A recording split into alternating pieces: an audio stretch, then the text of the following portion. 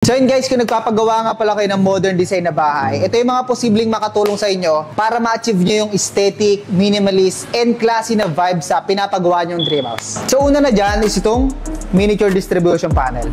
So ito, hindi ko alam kung nakakita na kayo ng ganito. Ito nga pala yung mas modern version ng mga plug-in type, mga fuse type na nakasanayan natin gamitin na mga electrical panel boards. Kaya kung mapapansin nyo, iba na yung itsura niya. Mas maganda na siyang tignan compared sa mga nakasanayan natin. And syempre, mas bagay na siyang gamitin sa mga modern design na bahay. So ito nga pala nakikita nyo na to.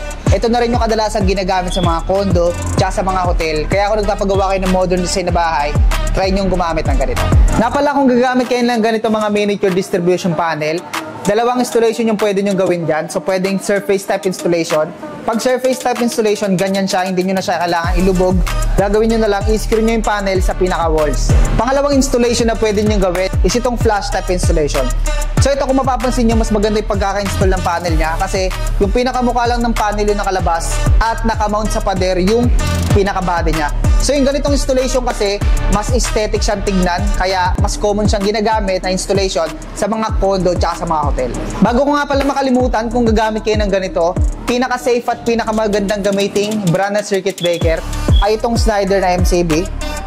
Then kung naghahanap naman kayo ng mas mura pero high quality rin, pwede na kayo dito sa Wixim na brand.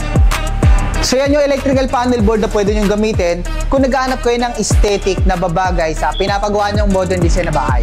Ngayon, pagdating naman sa mga ilaw, kung pwede nyong ipalit sa mga ganitong bumbilya, ay itong LED recessed na downlight. So itong recessed na downlight, ang installation nito ay nilulubog siya sa ceiling. Hindi siya kagaya ng mga ganitong bombilya na kapag in-install, nakalabas yung pinaka-ilaw.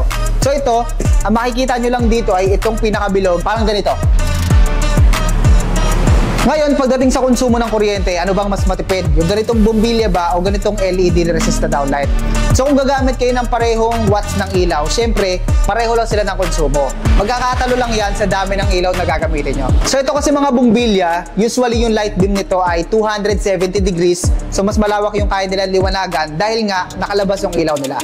Unlike sa mga downlight na hindi naman nakalabas yung ilaw, kaya yung mga ganito usually 90 degrees lang yung kaya nila liwanagan. So dahil nga 90 degrees lang yung light beam nito mga LED resist downlight, yung kaya nila liwanagan, of course, mas marami kang gagamiting downlight para mapaliwanag mo yung area. So for example, sa kwarto gumagamit ka ng isang 15 watts na ganito or 12 watts. Pagdating naman sa downlight, kailangan mo gumamit ng at least dalawang downlight na 9 watts. So kung tatanungin nyo kung ano ba yung mas malakas kumonsumo ng kuryente sa dalawang klase ng ilaw na to, of course, yung downlight. Kasi mas marami kang gagamitin na downlight compared sa mga bumbilya. Pero ang kagandahan naman sa paggamit ng mga downlight, talaga mas maganda na sila kasi pang commercial na to mga ganitong klase ng ilaw.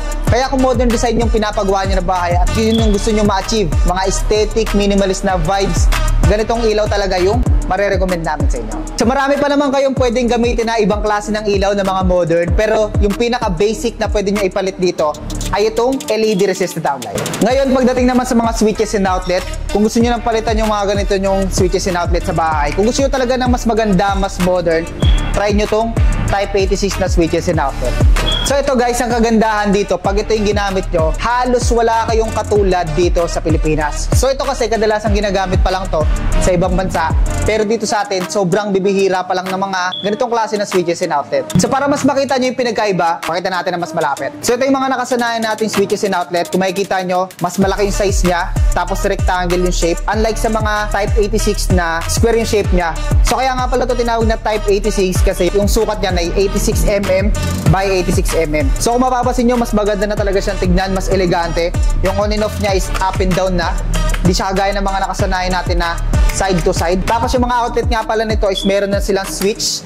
So itong switch para ano to, hindi na kayo mag-plug in and plug. Ang gagawin nyo na lang is i-on and off nyo yung switch kung hindi nyo siya gagamitin. Tapos meron na rin nga pala itong safety shutter. So itong safety shutter, ang purpose lang naman yan is para hindi makuryente yung mga kasama nyong bata sa bahay once na mapaglaruan nila yung mga outlet na yan. Nga pala para may idea kayo, yung kadalasang ampere ng outlet na ginagamit pagka residential, usually 10 ampere lang talaga.